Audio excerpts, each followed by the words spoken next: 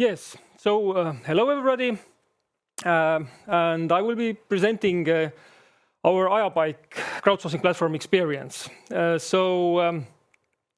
as a contextual note, so I represent the Estonian Photographic Heritage Society, which is actually a non-profit association uniting people mostly working in photographic collections. And it's also nice to present here in Maarjamäe, as for a short period, 13 years ago, I was also working here at the Estonian History Museum's photographic collection. And it's not my first time at CIDOC. 5 years ago, it was in Georgia, in Tbilisi. And I also want to thank ICOM Estonia, as I'm a stipendee to attend this event here. So 5 years ago, my title of my presentation was opening up the documentation workflow for crowdsourcing. And actually, I think this title is even maybe a more programmatic, somehow more applied, like what's the main thesis or of my presentation, and that's relevant also today. Only that 5 years have passed since. So, and also as the conference was supposed to take place last year, and now another year has passed, I also didn't sum these years up, but left this plus sign there, because last year has also been kind of, there have been some developments that I will come to later on that are maybe different from the previous years. So I will be talking about this Ajapaik platform, and what's the main idea here is, like, I come back to the question, like, what is in the pictures versus what has been described in the museum record, and there's a huge gap. So for instance, I was just checking for pictures from nearby, from this Maarjamäe area. So there's a picture, and the title says Maarjamäe Castle, or not castle, palace. And that's it basically. So the keywords are postcards, Tallinn, etc. So, but basically, as you can see, no mention of the people here. Actually, even the palace is not visible. It's only the stairs. Or if we take another example from here, so it's a view of town, and then there's a specification there that it's from the Pirita tee. But still, it only describes that it's a view and where from. No mention of anything else that's going on in the picture. Or another example of the castle. So it says that there was a restaurant, and so these are the employees and the owners.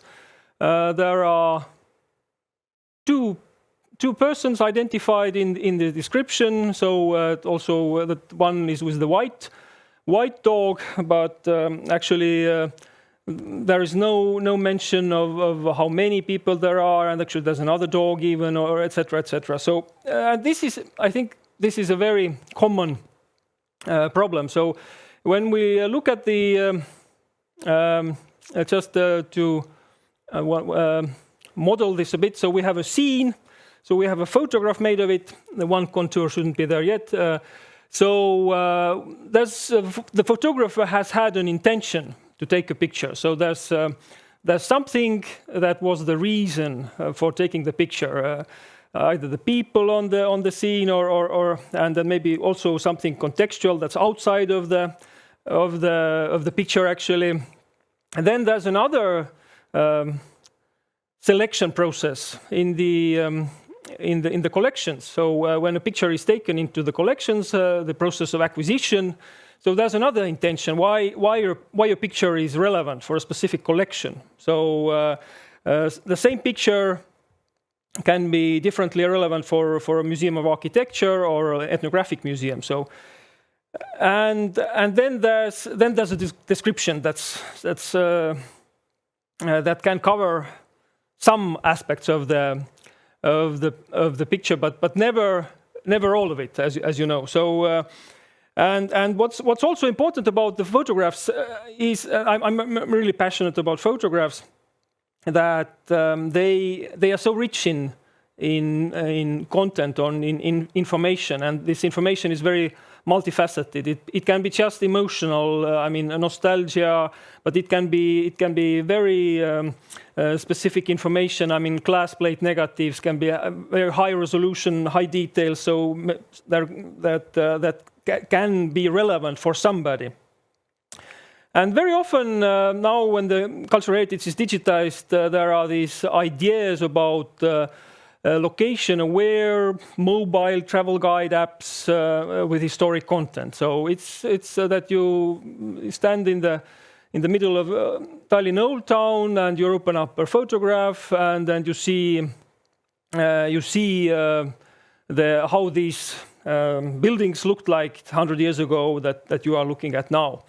And this is a very nice concept. I think it comes up at every hackathon about cultural heritage, and of course it's technically doable. In that sense, it's absolutely realistic. But the problem is that when we come with this, that every photograph has been taken in a specific place. But the problem is that the content currently is mostly only searchable by text.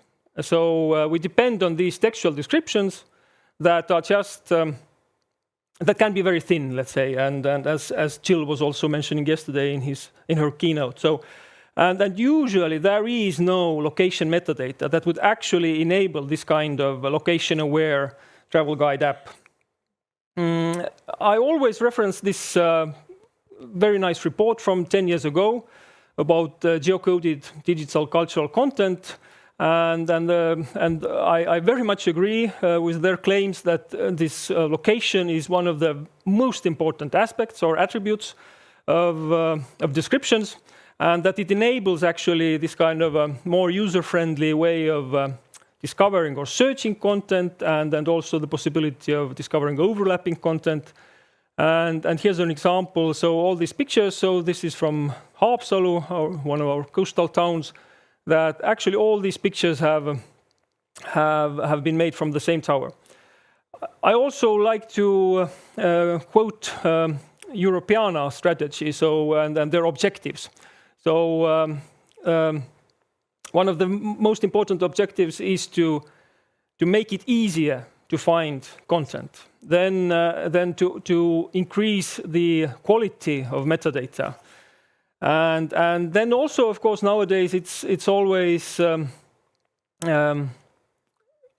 topic of how to automatically improve the metadata. So there's the idea of machine learning and artificial intelligence to come to the rescue and solve all our issues. And of course, there are many things that artificial intelligence can do.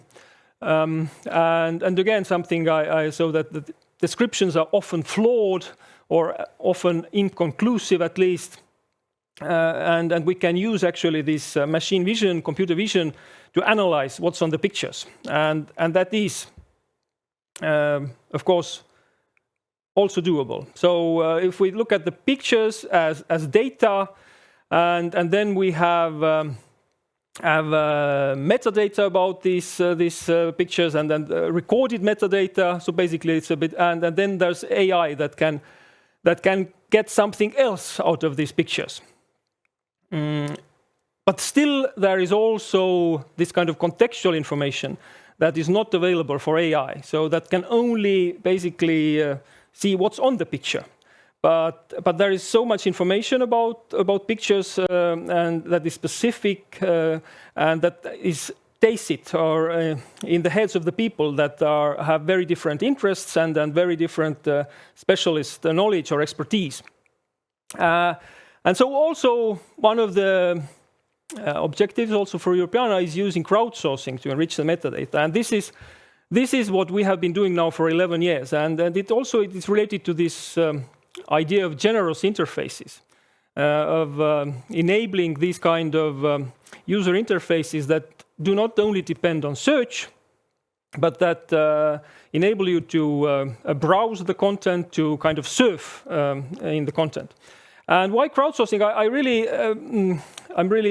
I think I can be called an evangelist of crowdsourcing.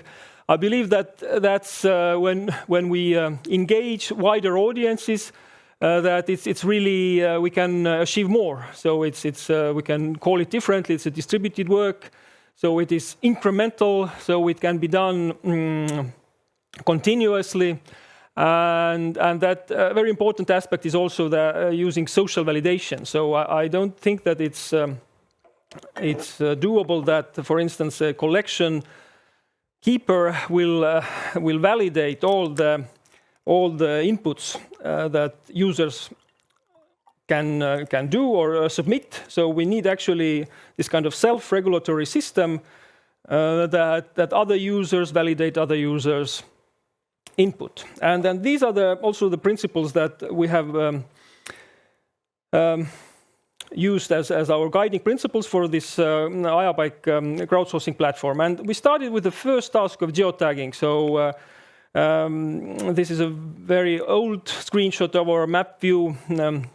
And also the question, of course, is like what kind of knowledge is needed for geotagging? So or actually different tasks of crowdsourcing. And here I have made this kind of distinction between like a generic knowledge and specific or contextual knowledge. So very often, or I dare say that probably the majority of crowdsourcing initiatives around the world are centered around the task of transcribing or transcription. So so basically the idea is making these handwritten texts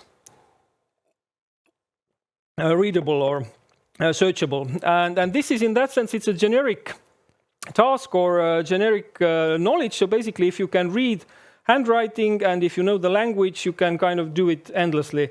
Whereas, for instance, the tasks of geotagging or identifying people on the pictures, you need to really know the place or recognize the person on the picture. So in that sense, these are very different tasks. And I think that AI, of course, has much more potential in generic tasks. So there are huge projects going on also about the handwritten text recognition, transcribus, etc. And of course, for instance, these kind of age, gender categorizations or similarity tasks are quite achievable for machine vision. But these other tasks still need human knowledge.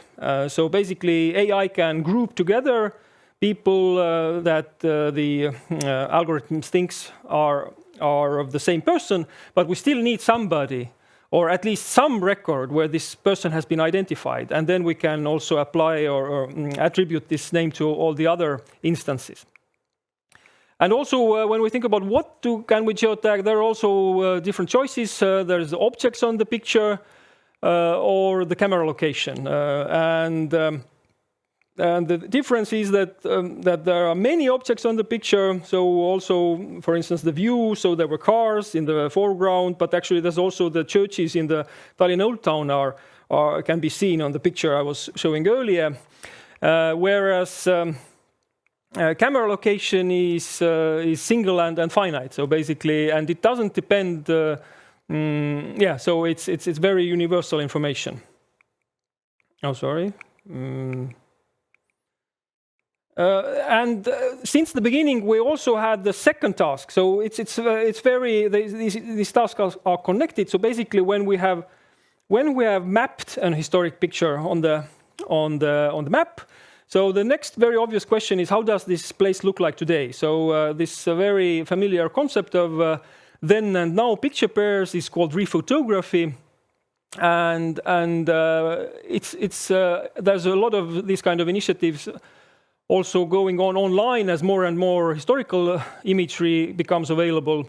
And so this has also been, since the very beginning, the second task that users can do. So it's not only Estonian content. So here's also attributed to Ukraine. So but actually the picture from Ukraine is from an Estonian collection And one of our early active rephotographers was living in Ukraine for some years, so he was also taking pictures from there. And I think that this rephotography is very universal, and it has a lot of like this kind of heuristic power, and also this kind of engagement that because these picture pairs always start to talk to us, and then they create some kind of continuity, and that is, I think, very important for also location identity and etc. So over the last couple of years, we have had collaboration in Finland with Finnish Wikipedians. So also this task of rephotography, we have tried to popularize that in Finland. And of course, but it is also important to think about like what kind of effort, for instance, is needed for geotagging or rephotography. So one task can be performed behind your desk, whereas for taking these rephotographs, you really need to go outside and search for the very precise location and take the picture. So for that task, we also have a dedicated mobile app. And the main idea of the app, currently it's only for Android, but it's in the iOS version is in the making. The main idea of it is that it displays this historic image semi-transparently on top of the camera view, so we can adjust the transparency and zoom, and then it is very easy to actually align this old view with the contemporary view and to create these picture pairs. And since 2019, we've added other tasks because not only location is missing for the pictures, I mean the precise location in the form of geographic coordinates, but also the task of identifying people or tagging persons on the picture. So just to be able to really identify the face and then connect it to a specific name. So also detecting or connecting duplicate images.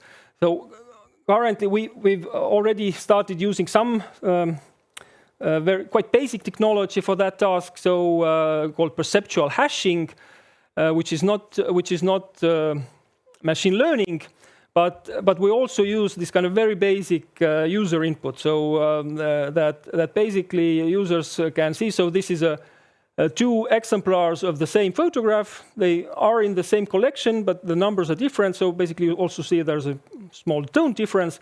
So currently, these connections are not there in the databases.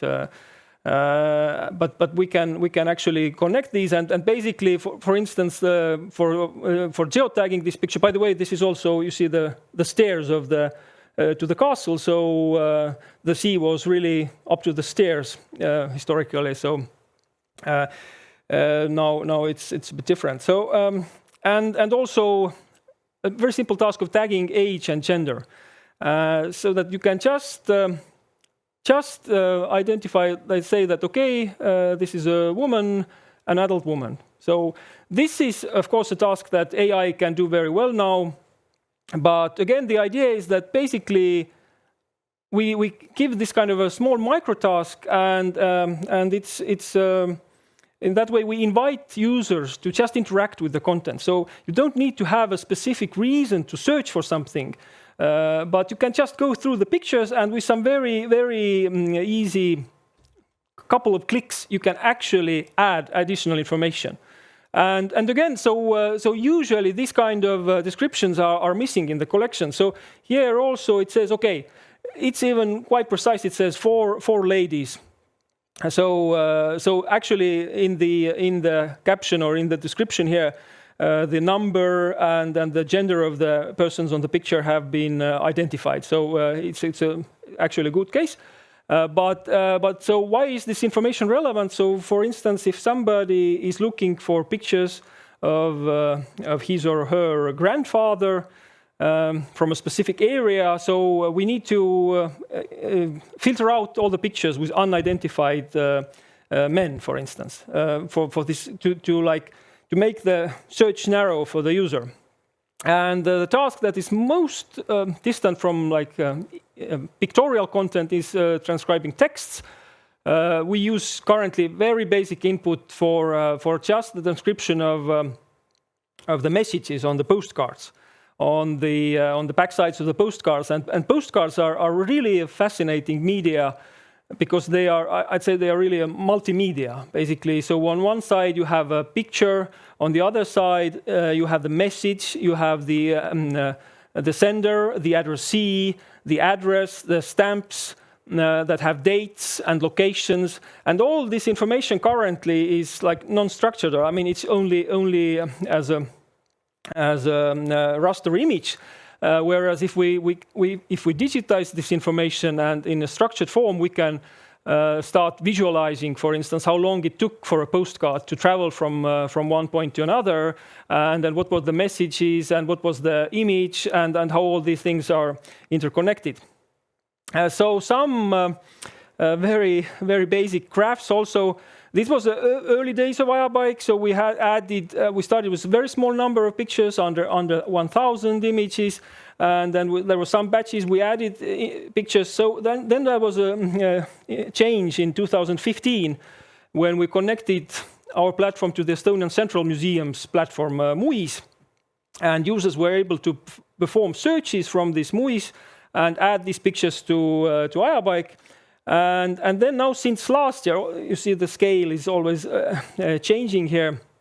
There was a huge change. Okay, and I visualize here all these numbers together up to 2 years ago. So basically, the blue line is the total number of historic images. The red line is geotagged images, and the number of rephotos is below here. But now when we put the total number of photos on a graph, what happened last year was that we changed the system how we retrieve content from this MUIS central platform. So before it was still kind of a manual curation. So as I said, the user made the search, selected images, and then added these pictures to the platform, and where other users started to geotag these pictures. And last year we automated this import of content from this MUIS platform, and we are basically importing mass importing all the photographic collections. So really now, over the last year, the total number of pictures has really more than doubled. And actually, yeah, this should be on the same graph, but so the task is huge, and of course the number of pictures is very big. But still, I mean, the users are so enthusiastic, and then they keep on working. So also the number of geotag pictures has actually really plummeted. And this is the number of rephotos over the years. In total, it's still quite a fraction, like around 25,000. But still, it's something that is also constantly growing and creates another like visual additional layer to these historic images. Okay, and then some maybe more general remarks about the model that we're currently working, and so some ideas of how it should be. So basically, we have an institution that has a collection that's put on a public repository, and oh yeah, this is what I was talking. So that has an API, and so we retrieve content from this API. But I wanted to rather talk about that. So there's a collection that has descriptions. Usually the collection is digitized. It is put on the repository, and then we have started the enrichment process. We take content from this public repository, we add additional information. Now, of course, it would be very logical to have these results of the enrichment process sent back to the descriptions. That unfortunately is not yet happening. Then, very often it is also the case, or I mean, and especially in the photographic collections, that when we're talking about photographic negatives, for instance, that there are no descriptions prior to the digitization. So there are like huge 35mm collections, and you only can start describing these pictures when you have digitized them. So basically, this is also a current model. But what we suppose or propose is that this model could actually be that after digitization, we start the publication and enrichment right away, and basically these last phases of enrichment and description are ongoing, and kind of mutual. So and also when we have I'm about to end, so timer. When we look at this, that there's something that the AI can do, and still there's a lot of work for the crowdsourcing. So basically, I believe the real power actually lies in combining the two. So basically, AI can do the simpler tasks, create some kind of additional descriptions and metadata, and users can do the validation and corrections. And of course, ideally also these corrections would then be fed back to the AI that then corrects its process.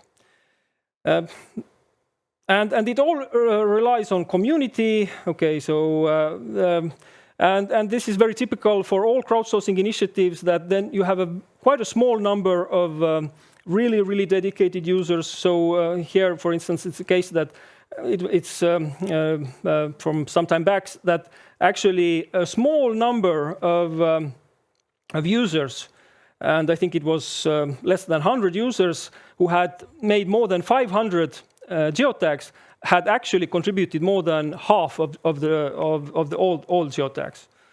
And the struggles we are facing, of course, is that actually one thing is creating a functionality, and the other thing is making it usable or usability. That's a real challenge actually for this kind of initiative, and how to engage users more to keep them engaged, etc. Okay, and the other challenge, of course, is sustainability. How to sustain this kind of initiative? It's a non-profit private initiative currently, so this is one of the, or maybe actually currently also the biggest issue we're facing. Ajapaik is open source. The data we produce is also open data. Also, the localization of the Ajapaik user interface takes place in a crowdsourced manner at the Translate Wiki platform, alongside to MediaWiki and other these kind of open source initiatives. So yes, that's it. Thank you.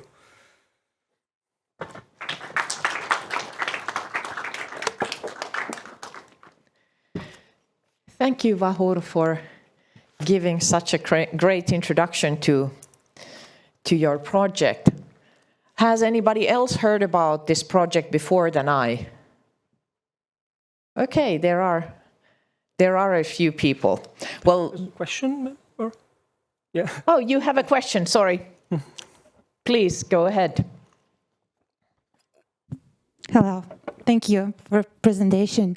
I am curious about social validation. How does it work?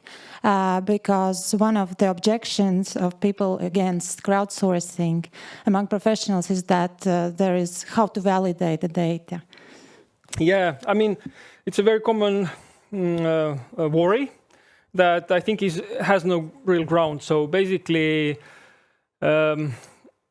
I mean, it's all about this kind of system design, but basically, I think that the correctness of the descriptions made by professionals is also very often well, questionable, let's say, to put it mildly. And first, we haven't seen any vandalism over the years, so it actually takes effort to do this. These tasks, and it probably doesn't pay off to just do it randomly and the idea is, and of course these are also these kind of things that we would like to improve more to foster this kind of dialogue between the users. So basically one of the things we have identified over the years is the lack of this kind of social features. But the idea is that if a user puts a picture on the map, and another user confirms it, or a third user, then it's pretty sure that it's okay already. And I also say that, for instance, also these kind of, even these top contributors make mistakes, and yeah, they have some errors. So I think that also if a picture is put on a wrong place on the map, it can be like a trigger for another user to really try to correct it. And actually in that sense, I don't see any alternatives to using crowdsourcing, because the number of items in the photographic collections is so big. These are usually the biggest collections in museums, so like by number of units. And it's not realistic that this museum or archive staff could do this job themselves. Thank you. Yes. Wait for the microphone, please. So, for example, if you have 100 photos of the same event, how do you connect them, this series of photographs? Well, there are many ways. So first, I mean, usually all these 100 photographs still have different camera locations. The photographer is not in the same place usually. So basically, already there's like geographic context. If we put them all in the map, okay, they have this vicinity context. Usually, also, I mean, these kind of series also have some kind of connection already in the series numbering. Mm-hmm. Okay. Or if you want to specify your question. Yes. For example, if you have a series of photographs from one photograph and you want to preserve exactly order of taking photographs and, you know. Yeah, yes. So one task. Just by numbering or something? That's, I mean, in good cases, this series numbering also represents the order of the images, sure, but also very often it doesn't. So then they can be also some kind of relational links between the images. That and this is also one task that we haven't implemented yet. Hello, dear audience of CIDOC 2022. Oops. Ah, sorry. Yes. It was just. Next presentation. That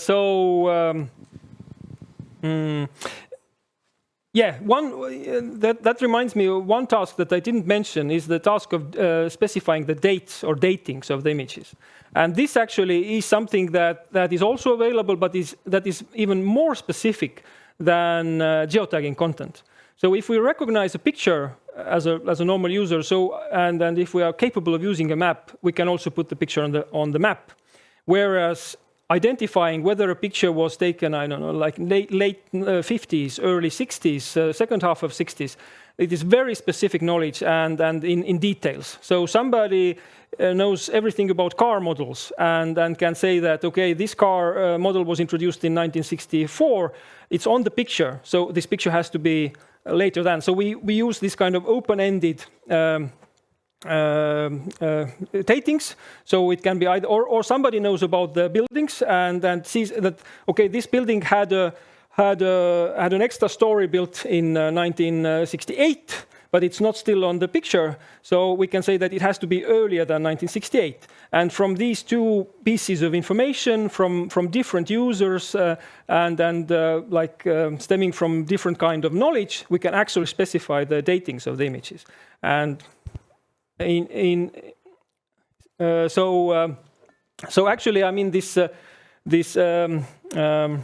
enriching the information or metadata of pictures is basically an endless job. So there's it can get very granular, but we need to start somewhere. Yes, thank you. Mirto has the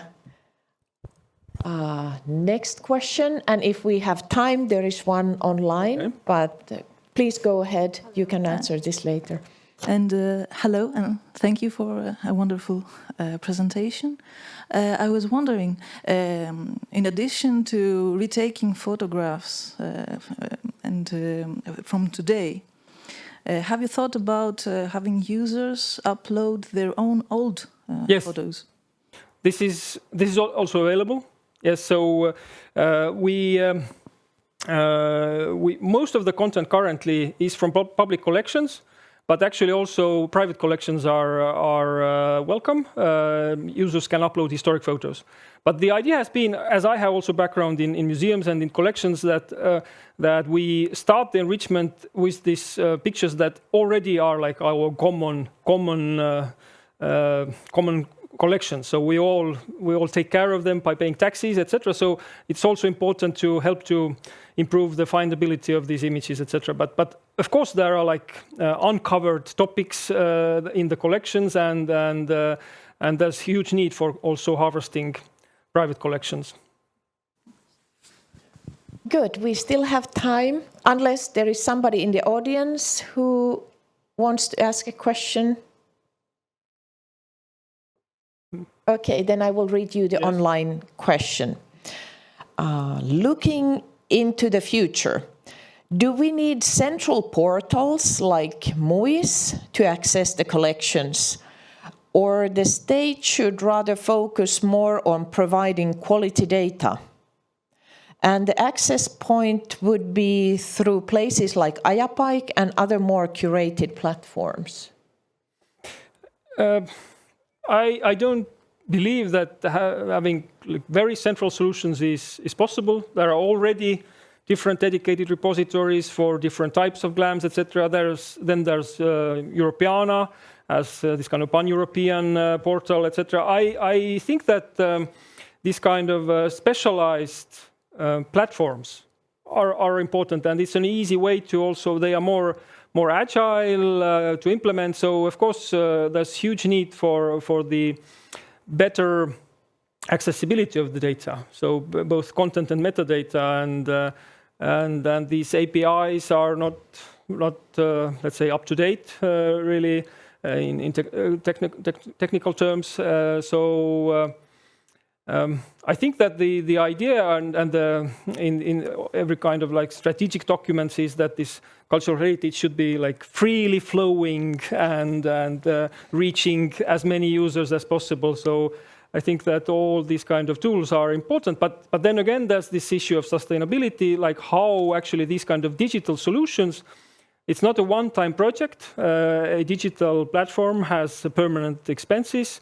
So in order to keep it up, you actually have to renew it technically all the time. So, and this is something that we are really struggling with, that there are no even like this kind of suitable funding available very often, at least I mean on the country level.